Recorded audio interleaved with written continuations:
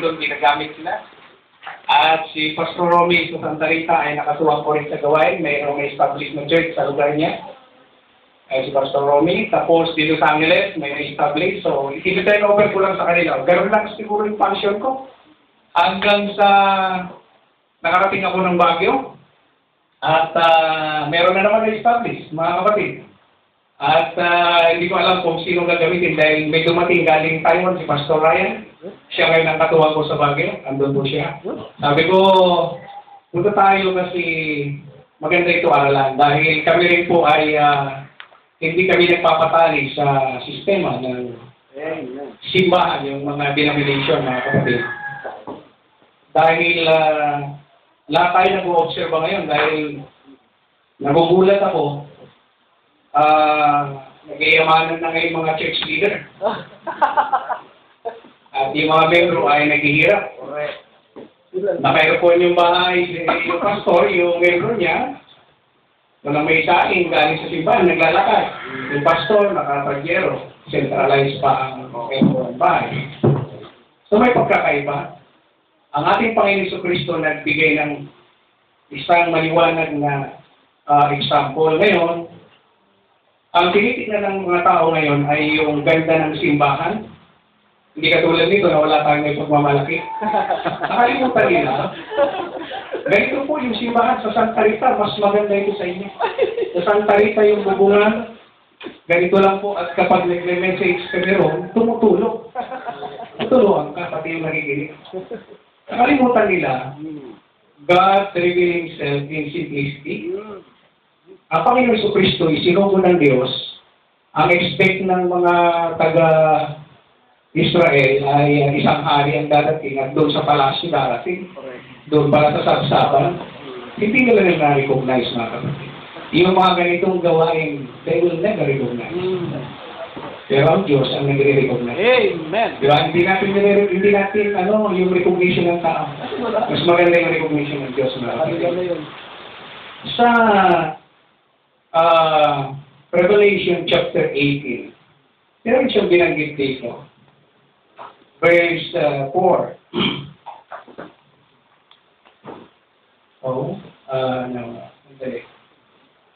Meron siyang binabanggit dito.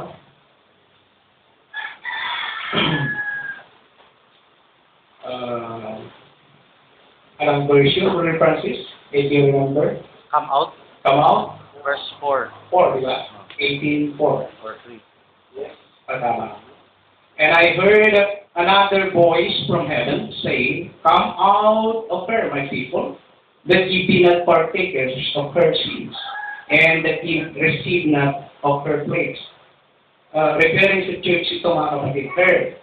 Referring sa church ito. So, pinapalabas ng Panginoon ang kanyang mga hiliran para hindi tayo madamay sa kanyang sasapitin. Tayo, napabilang naman tayo sa mga denomination hanggang sa makita natin na tayo ay bubuksan.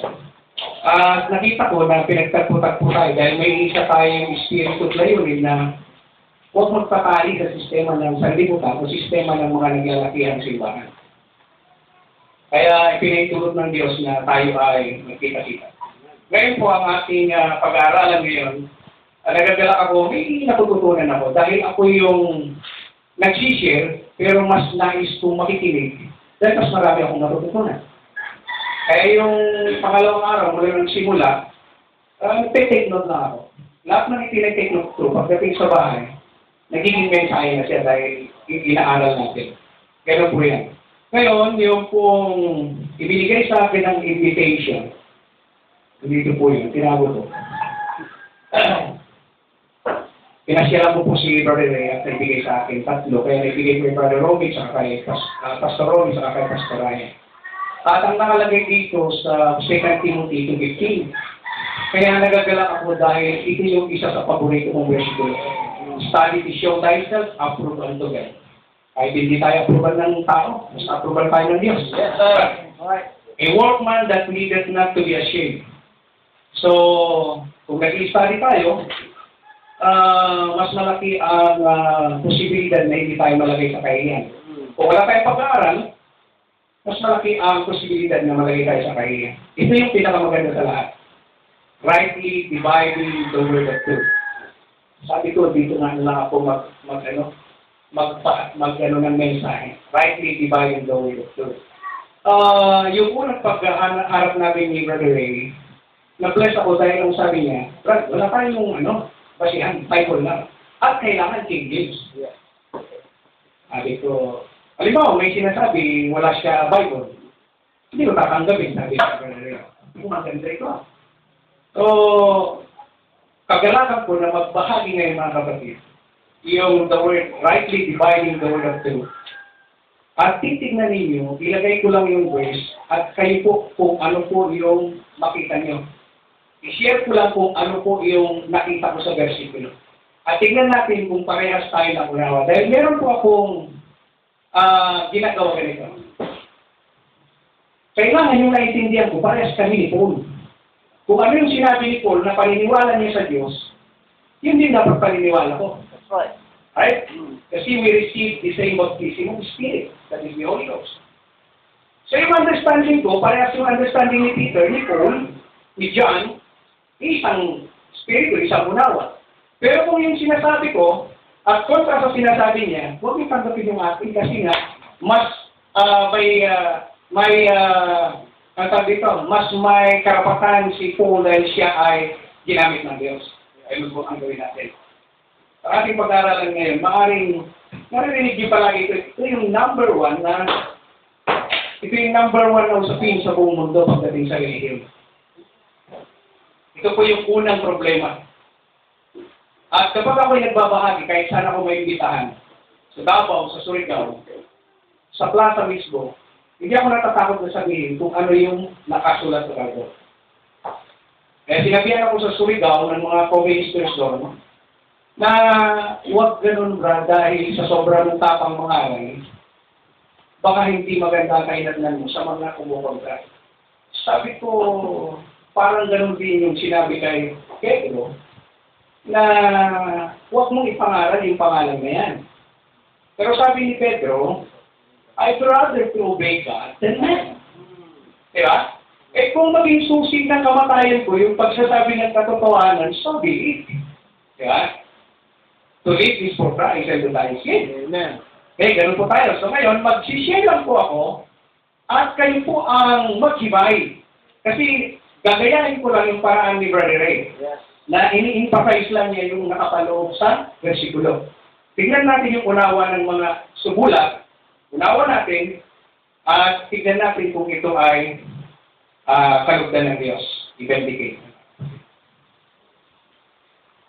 So, umpisahan po natin sa John chapter 4. Kaya lang, baka naninibago pa kayo sa suot ko, may parin ako. Pinanganak kasi ako sa pamilya ng mga military, kaya na-adapt ko po yun, pati sa training ko lahat, pati sa pamumuhay, masyado akong ka-military ang dating. Ngayon, hindi naman po tayo karnan dahil hindi pumuputok ito mga kapatid. Hindi pumuputok, display lang yan.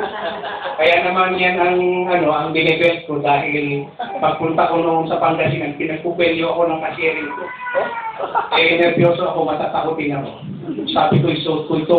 Ulitin pa nila ba isang hampas lang, putok ako. Pero lang po, para pagising. Sa John chapter 4, pinedyo talaga ako. Pero salamat sa Diyos, nakapagpigil tayo mga kapatid. Sa John chapter 4, verse 21, 22, 23, and 24. Okay, ganito po ang sabi. Jesus saith unto her, Woman, believe me, the hour cometh when ye shall neither in this mountain nor yet at Jerusalem worship the Father. Ye worship, ye know not. We know what we worship, for Jerusalem is of the Jews. But the hour cometh, and now is, when the true worshippers shall worship the Father in spirit and in truth. For the Father seeketh such to worship Him. Verse 24. God is a spirit, and they that worship Him must worship Him in spirit and truth. Manalangin lang po mga kapatid para humingi ng pagpapalagay sa Panginoon. Dakila naming Ama, makapangyarihan Diyos. Sa iyo kami nanganganlong dahil wala kaming kakayanan o kapangyarihan. Sa iyo kami nananalig, humihingi kami ng kaalaman at karunungan na mula sa iyo. Ilagak mo sa iyong lingkod ang iyong salita sa kanyang bibig at kasihan mo ng kapangyarihan at itago mo siya sa iyong kapangyarihan. Ikaw ang mangusap sa iyong kaparaanan at mangyari po ang iyong kalooban. Salamat Ama, ito'y dalangin namin ng aming mapagkaralan ay magpatibay sa aming pananampalataya at makapanatili sa iyong panatungtong. Salamat Ama, hiniling namin ito sa pangalan ng aming Panginoong Hesus. Amen. Kung mapansin niyo po mga kapatid, ay pinag-uusapan po rito yung true worshiper, mga kapatid. At hinahanap ng ating Panginoon. Kung himayin natin na gayahin ko si Brother Ray, dahil maganda yung paraan niya. Ye worship, ye know not. Diba? Ilagay ko ito. Anong verse po yun? 23? 22. Verse 22. John 4:20. Ye worship, ye know not. Okay? Tapos, merong kasunod, mga kapatid. Sabi niya rito, we know what we worship. We know what we worship. Okay, pansinin niyo po ito mga kapatid. Magandang paraan yung pagtuturo na ginagawa niyo ito. So, gagayahin ko lang mga kapatid. Sa panahon ngayon, pag-araw ng pagsamba, maraming sumasamba. Kaya lang, may pagsamba pala na hindi rin nila nakikilala. Ibig sabihin, mali ang pagsamba. Ha? Pero nito, we know what we worship. Pero emphasize nito mga kapatid.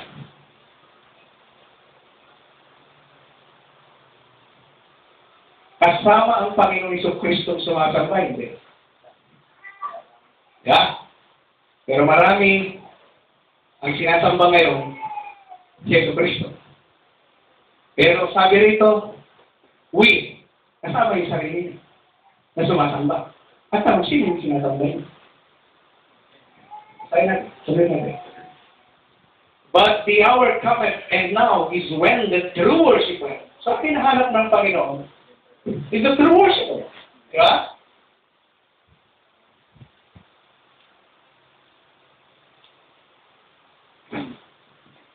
Yan ang hinahanap ng ating Ama na nasa langit, mga kapatid. Ngayon, the Father in Spirit and in truth. So, yung true worshiper, ang pag-worship niya, sama ay in Spirit and in truth. For the Father seeketh such to worship Him. So, ito pala yung hinahanap ng Ama. Yung true worshiper, mga kapatid. So, ang sinasamba ngayon, ito ay nakatukoy doon sa Ama. Pero ito, sa babae, sa Samaritan woman, sinabihan siya ng ating Panginoon Kristo, hindi mo kilala ang sinong sinasamba niyo. Hindi mo kilala. Pero kami, kilala namin ang sinasamba namin. Kaya ang pag-uusapan natin ngayon, tignan natin sino ba yung dapat sambahin, mga kapatid. Sa Psalm 95, verse 6.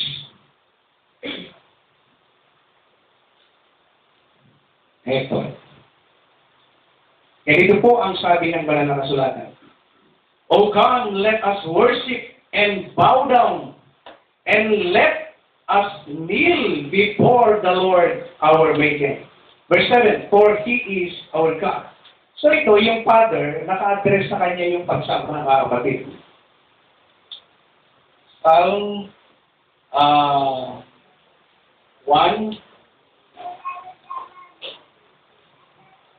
95. Psalm 95.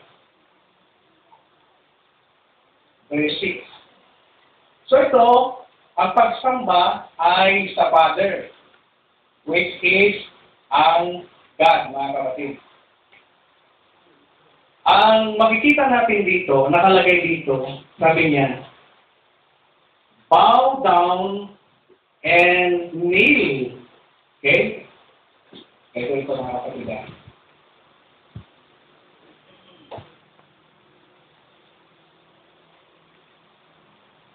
Yan pala ang dapat nating sambahin. Pero nakakalungkot, kung bago po sa inyong pakinig ito, i-ano nyo lang, pag-aralan nyo lang po.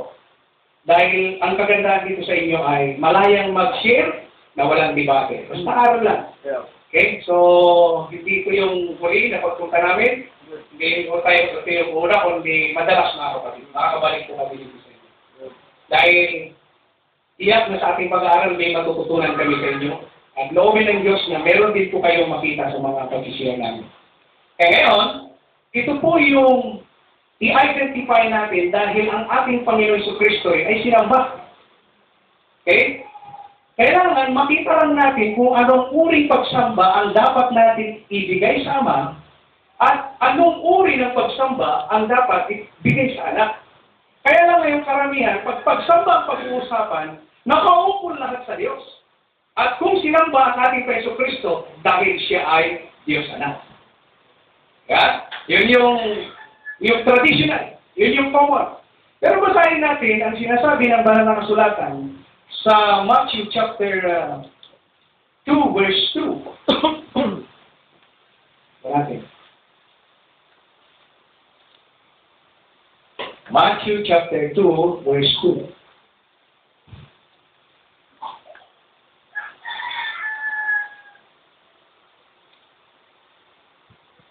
Ganito po ang nakasulat.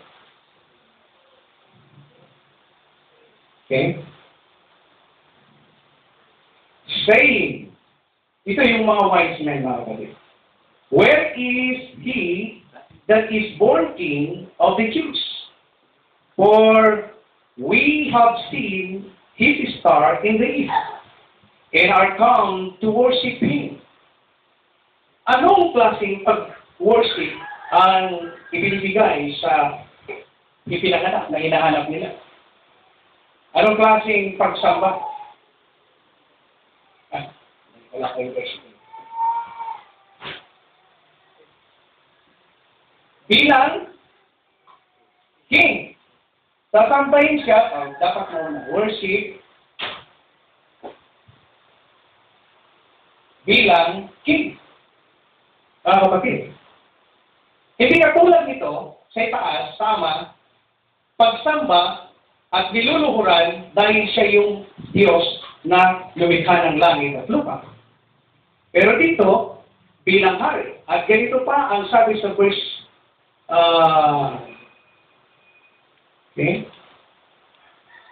verse 11. Ito. And when they were come into the house, they saw the young child with Mary, his mother, and fell down and worshipped him. At ginamit din ito yung nagluhod sila, nagbow down din sila. Pero hindi nakakahulugan na yung niluhuran nila ay yung Diyos. Ang niluhuran nila, ayon sa unang binasa natin, ay ipapanganak yung hari. So ang hari ay sa pamaraan na ginagawa sa Middle East, niluluhuran niya. At kapag dumadaan yung hari, nagbibigay sila ng paggalang, mga kapatid. So ating Panginoon Jesucristo ay sinasamba siya hindi bilang katulad sa pagsamba sa Diyos, kundi bilang hari, mga kapatid. So ito yung sinasabi natin, rightly dividing the word of truth. Isa pang versikulo, sa Matthew 14, verse 33. Okay? Ganito ang nakalagay. Then they that were in the ship came and worshipped him. Sino ba siya? Saying, of a truth, thou art the Son of God. So yung pagsamba bilang anak ng Diyos. Ha? Kaya dapat makita natin, katulad yung lagi natin sinasabi, bumati lamang tayo sa versikulo at hindi sa pamamagitan ng mga salit-saling sabi na minana pa natin sa mga naunang tagapagturo na kung saan taliwas naman dito sa Biblia. Ganun po ang sinabi dito sa Matthew 14:33. Matthew 14:33. Bilang, worship siya bilang Son of God. Bilang Son of God. So makita ang kaibahan, mga kapatid. Dito, ang pag-worship sa Kanya bilang yung Father or God na nag-create ng lahat ng bagay. Pero ang ating Panginoong Jesucristo, mga kapatid, ay sinasamba siya bilang Hari at bilang Son of God.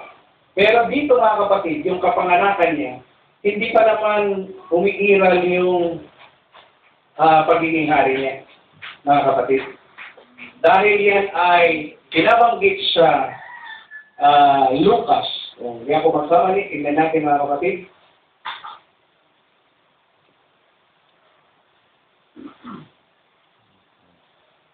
Okay, Lucas chapter 1, verse 31 hanggang 32. And behold, thou shalt conceive in thy womb, and bring forth a son, and shall call his name Jesus. He shall be great, and shall be called the Son of the Highest. And the Lord God shall give unto him the throne of his father David. Diba? So, bilang king, yung pinapatungkulan doon sa ipapanganak na yan. Ngayon, yun ang ibinigay na pagsamba sa kanya. Hindi para sambahin katulad sa Diyos. Okay? Ngayon, tingnan natin bakit sinasamba sa ibang kaparaanan pa ang ating Panginoon Kristo.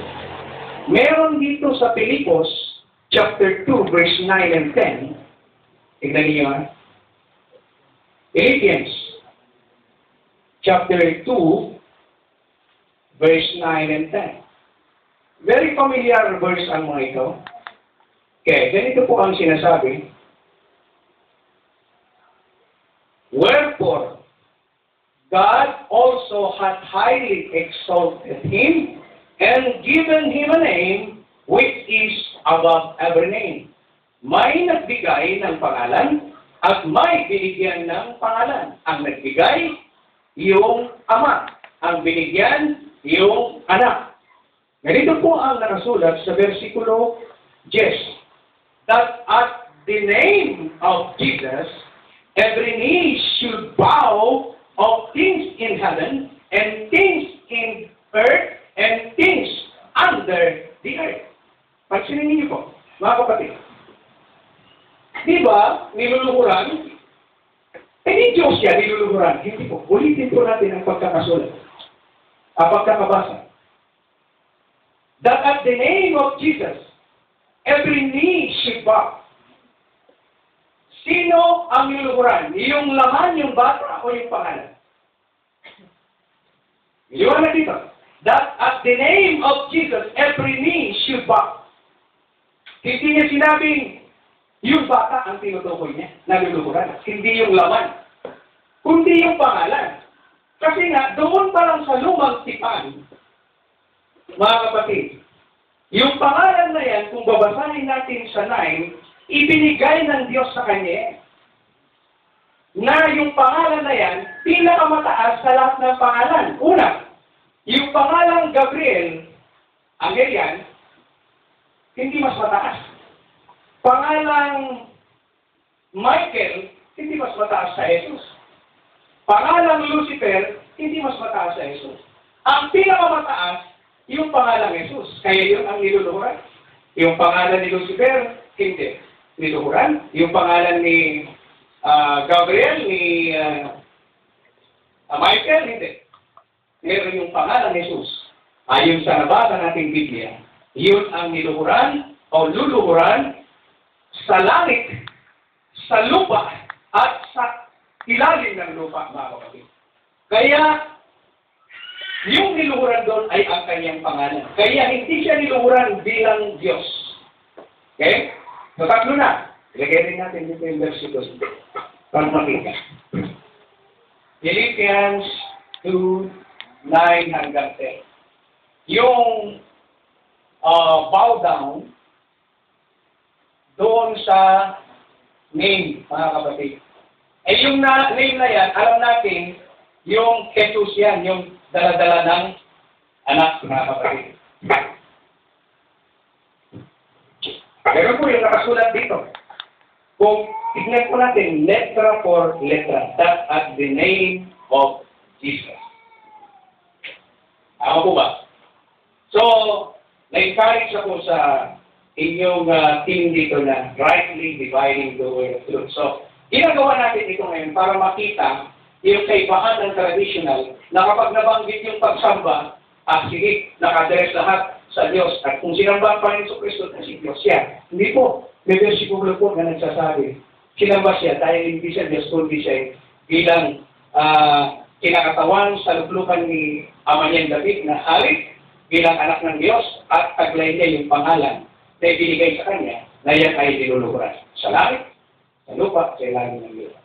Okay. Tingnan natin sa ibang anggulo, mga kapatid, na kung saan ay ito, pagsamba rin ito. Si Lucifer. Tingnan natin ha. Ang katangian ni Lucifer at katangian ng ating Paiso Kristo. Sa Matthew, chapter 4 din, mga kapatid. Okay? Tingnan. Matthew chapter 4, verse 9. Ganito sabi niya. And saith unto him, all things will I give thee, if thou wilt fall down and worship me. So, ang nagsasalita rito, yung tempter, or sa verse 10, makita mo, si Satanas, Satan. So, si Satanas naman, naghihingi rin ng pagsamba, mga kapatid. Kaya, kung mali ang ating kaunawaan, sigurado na pupunta kay Satanas ang pagsamba, imbes na doon sa Diyos. Totoo po yan. Aagawin niya. Una, ang pangpain niya, ibibigay niya ang lahat. Ano yung ibibigay niya? Sabi niya sa verse 8, again the devil taketh him out into an exceeding high mountain, and sheweth him all the kingdoms of the earth and the glory of them. Kingdoms and glory. Pagkasaan ko konti yung malalaking simbahan, they all want kingdoms and glory. Kilalang-kilala sila. Yung pangalan nila ang lalaki. Mas malaki pa yung pangalan nila ni Pinobroadcast sa pangalan ng Panginoon Jesus. Ngayon, glory. Ang sabi niya ni Satan, and saith unto him, all these things I will give thee, if thou wilt fall down and worship me. Kaya ingat din tayo. Hindi na nangahulugan na marami kang natatanggap na sinasabi natin pagpapala. Hindi mo naman malayan, offer pa lang ng kalaban yan. If that blessing, you get closer to the Lord, well, blessing talaga. Pero kung yung blessing na sinasabi mo at lumalayo ka sa Panginoon, delikado, nakuha na yung pagsamba ni Satanas, mga kapatid. Kasi kung paanong ang Diyos ang dapat sambahin lamang, gustong agawin ni Satanas ang pagsamba, mga kapatid. Gusto niyang agawin ang pagsamba. Kaya ngayon, ang tao nakapokus sa material things. Kahit mga pastor, kabihan ngayon, laging nangangaral, hindi naalis ang pera. Mas konti ang message, 20 minutes, 30 minutes, tapos na. Pero ang exhortation sa giving or tithing, halos ilang minuto, binabanggit. Paparamdaman pa, kukulitin ninyo. Para kayong mga pelikoy. Pinapakain ko kayo, sabi ng pastor. Dapat pakainin nyo rin kami dahil kami ang makikinabang sa gatas ng tupa. Wow! Mga banat. Ha? Ang gagatas. Ha?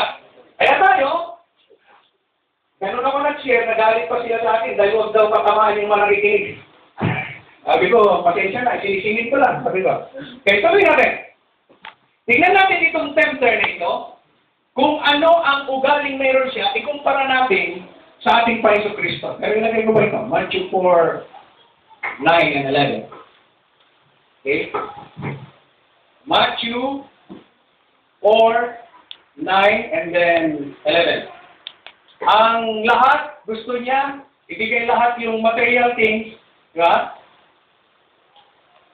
Ibibigay lahat, kaya lang, ang kapalit, para i-worship siya.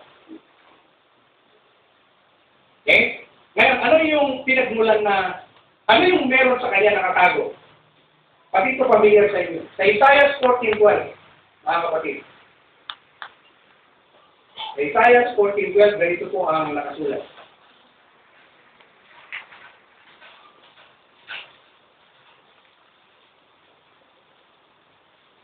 How art thou fallen from heaven, O Lucifer, son of the morning?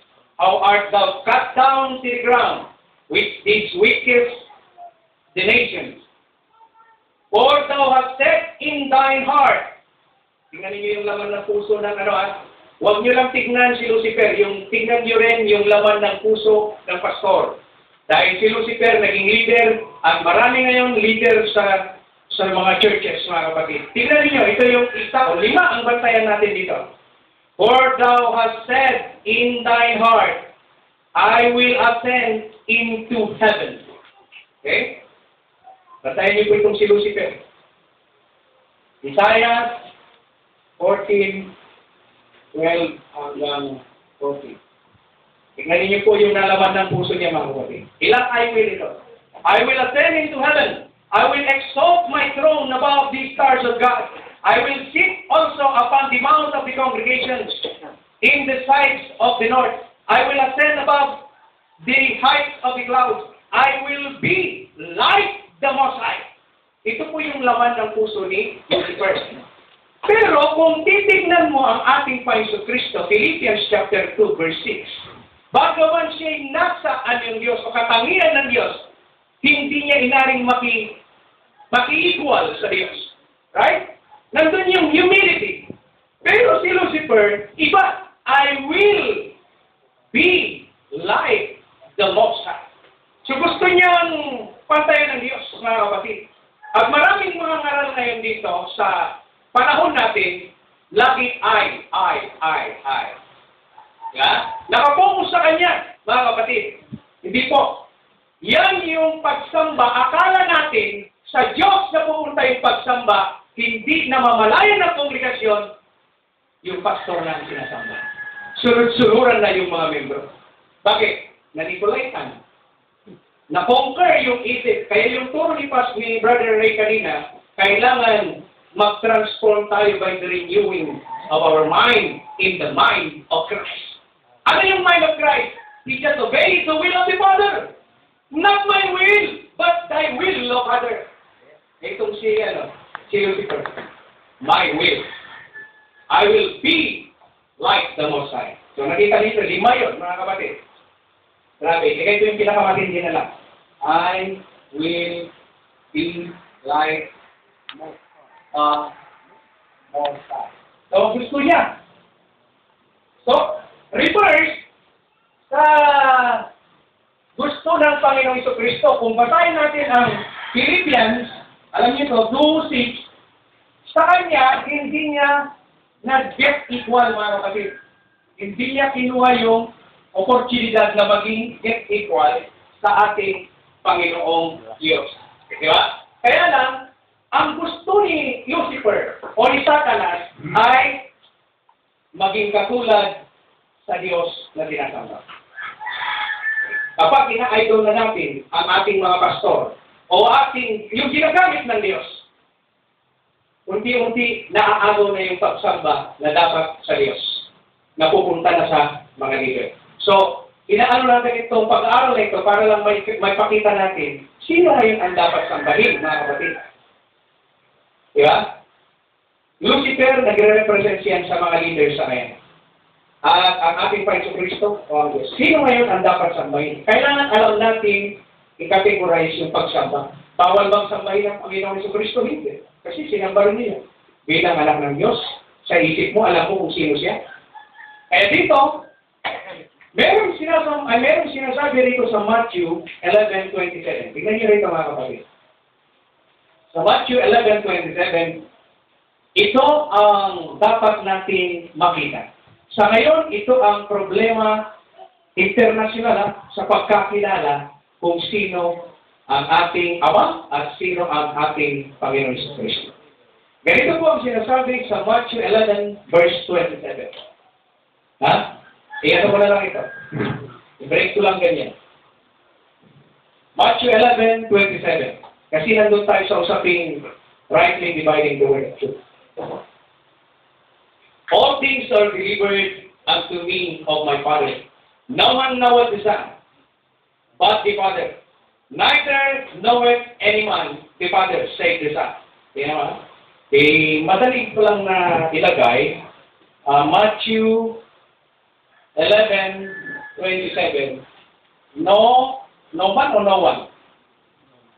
Knoweth the Father.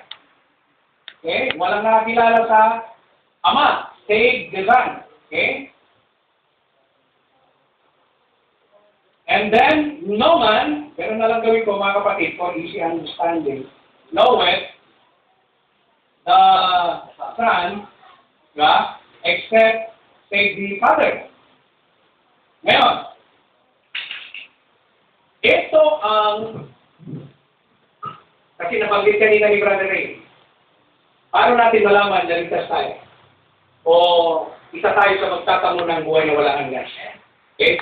Ito ngayon, basahin ko sa balikan po afterward. Balikan ko yung Matthew 11:27. Tingnan lang natin yung John 17:3. Okay? Tingnan lang natin. John 17:3.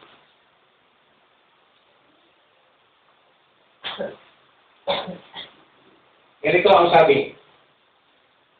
And this is life eternal. At ito ang buhay na walang hanggan, that they might know thee, the only true God. Na makilala kanila na ikaw ang isa at tunay na Diyos. Conjunction, and Jesus Christ, whom thou hast sent. At si Yesu Kristo na iyong sinugo. May nagsugo, may isinugo. Tama? Ngayon, ang life eternal pala, ganito John 17:3. Ang life eternal, okay, ang life eternal is to know the Father. Dapat pala meron dito. Dito ako maglagay ng yan. Life eternal is to know both the Father and know the Son.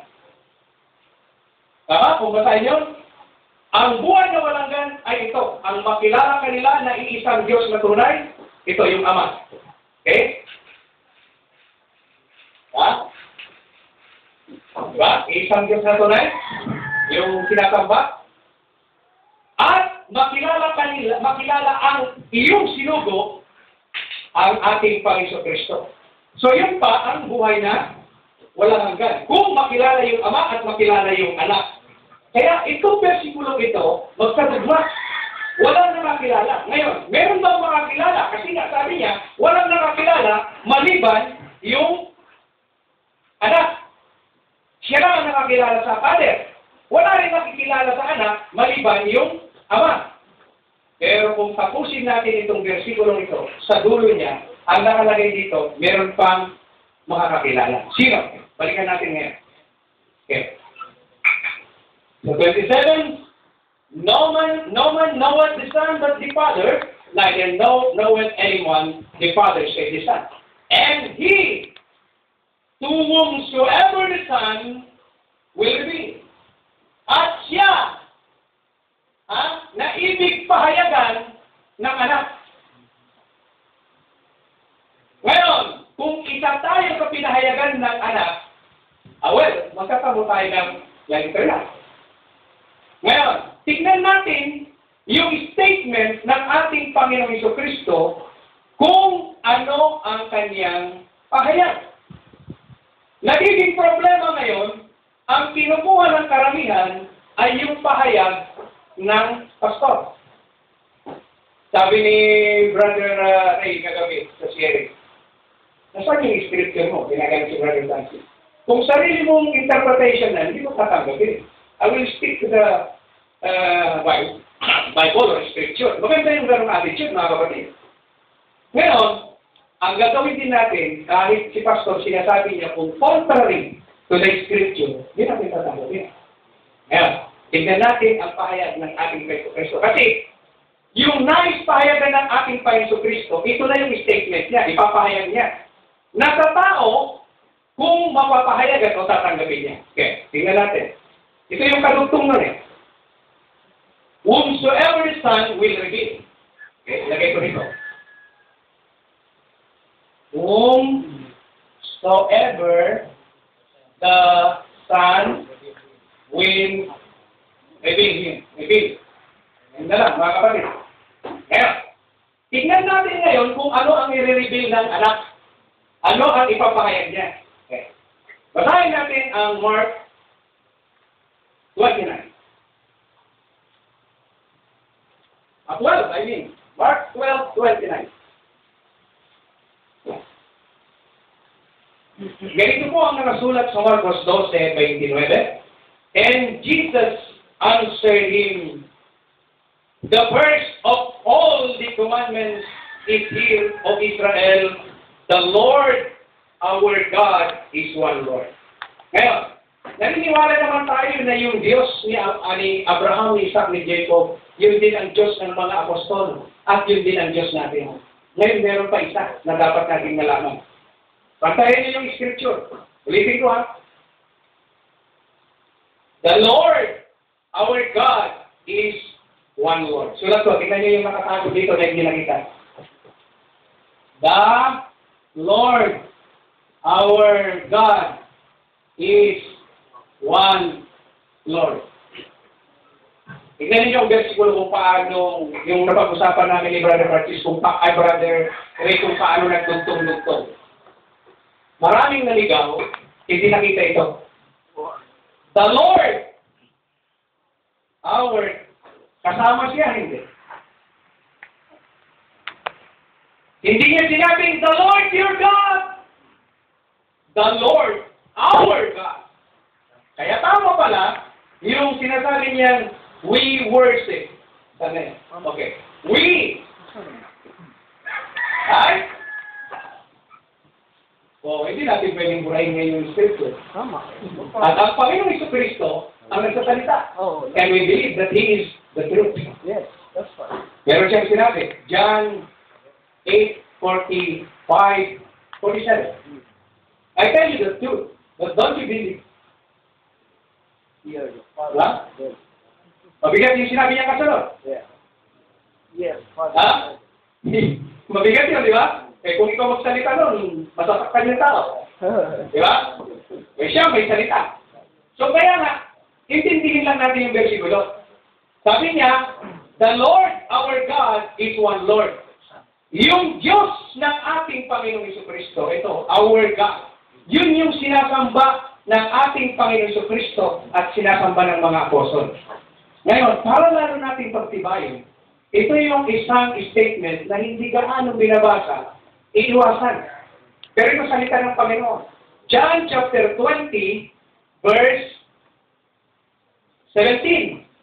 Yan ito statement ng Panginoon Jesucristo ito. Madalas naman magbukas ng Biblia, pero ito, mukhang ayaw basahin. Pero ito yung pinaka-the best dahil ito yung magbibigay ng buhay na wala hanggan. To know the Father and to know the Son, it is everlasting life. Ngayon, John 20:17, I mean. Sabi niya rito, Jesus saith unto her, touch me not, for I am not yet ascended to my Father, but go to my brethren, and say unto them, I ascend unto my Father, and your Father, and to my God, your God. Very clear, yung statement ng ating Panginoon Kristo. I ascend unto my Father, your Father, unto my God, your God. So, very clear yung statement. Kaya tama ito yung pagsamba ngayon, tama kung alam nating gamitin. Ito naman is Mark. Okay, lagay ko lang dito, walang versicle ito. Tugtungan ko lang. Ito ay Mark 12:29. Tapos ngayon, dito sa John 20:17, ang sabi niya rito ay, I ascend unto my Father, your Father. My God, your God. Ngayon, kung sakaling bago ito sa pakinig ninyo, pag-aralan nyo lang mga kapatid, katulad din ng sinasabi ni Brother. My, aking ama, ay inyong ama. Yung aking Diyos, yun din ang inyong Diyos. Tama yung pagsamba na sinasabi ng Panginoong Jesucristo.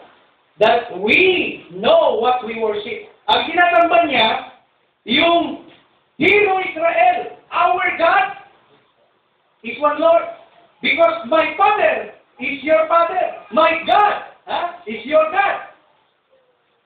Tama yung pagsamba ng ating Panginoon Jesucristo. Kailangan, kung tayo tunay na mananamba, dahil yun ang hinahanap, di ba? Ang hinahanap ng Ama is the true worshiper. E paano kung mali ang ating pagsamba? Parang, naku, ito. Bago sa pakinig. Itama natin ang ating pagsamba, mga kapatid. Baka mamaya akala natin nagsasamba tayo, pero it is not in line with the Word of God na kung paano yung Panginoong Jesucristo, kilala niya kung sino yung sinasamba niya.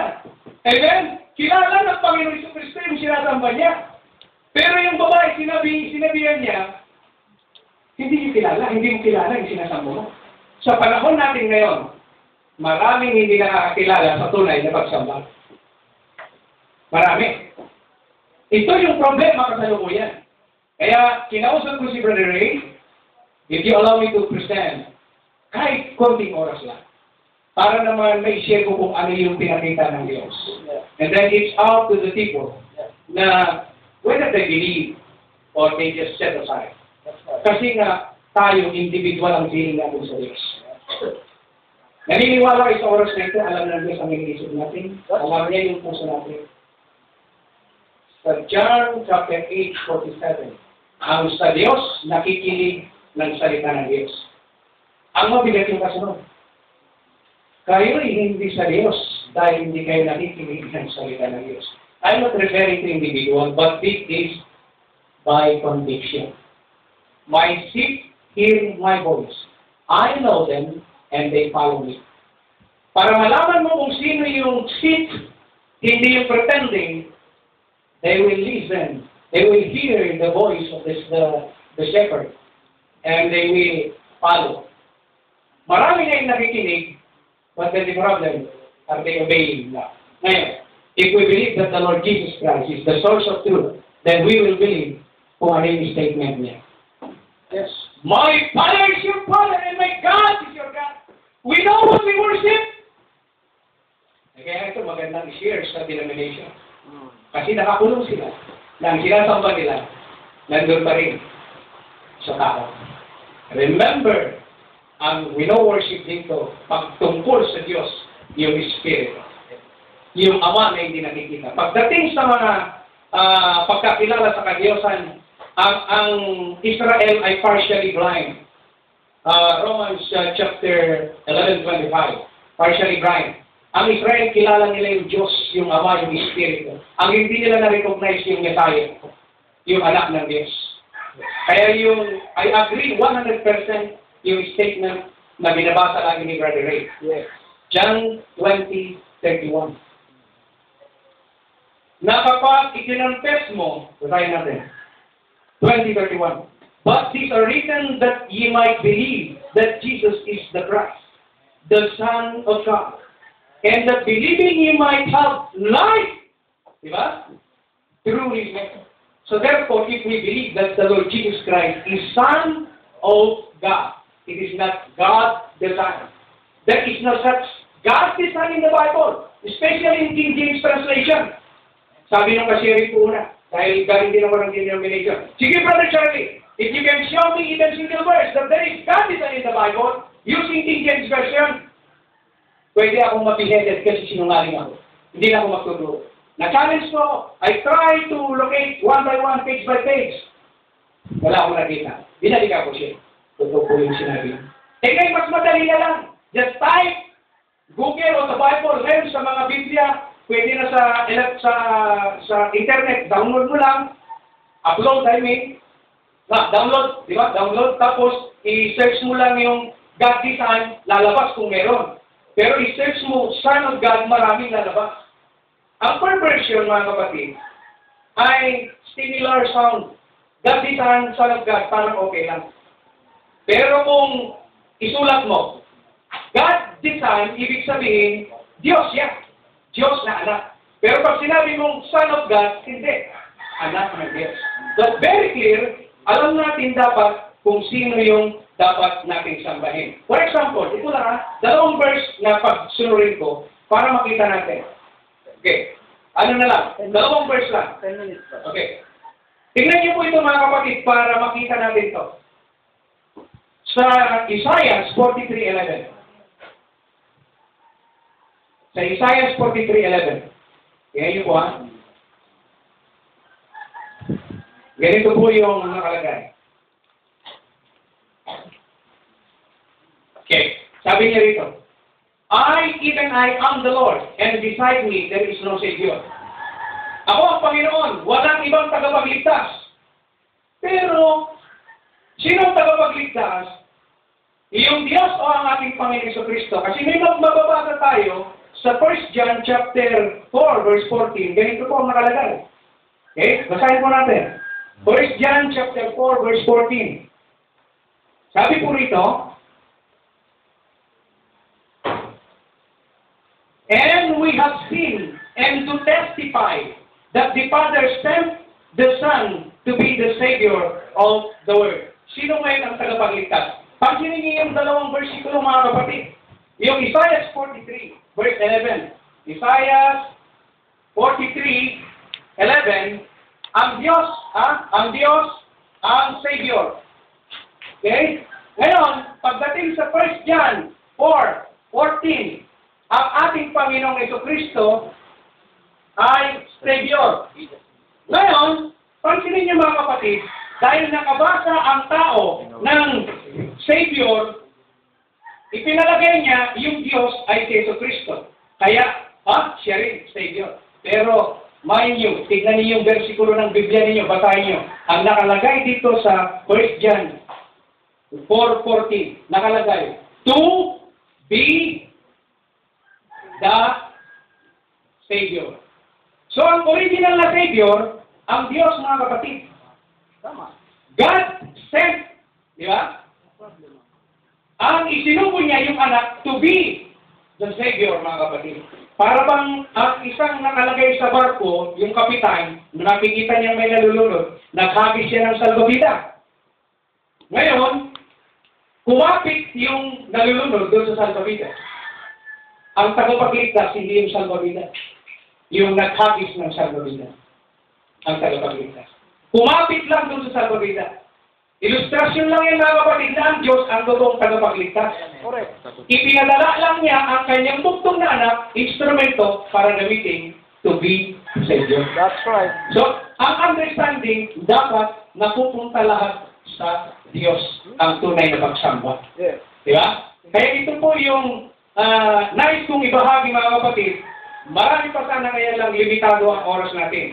Kaya ako'y nagpapasalamat sa maikling oras ay naging bahagi ako sa gawain ito. At least nakita ninyo kung ano yung understanding. Alright. Ang understanding na nakita ko mga kapatid, yung standing ng ating Panginoon Kristo.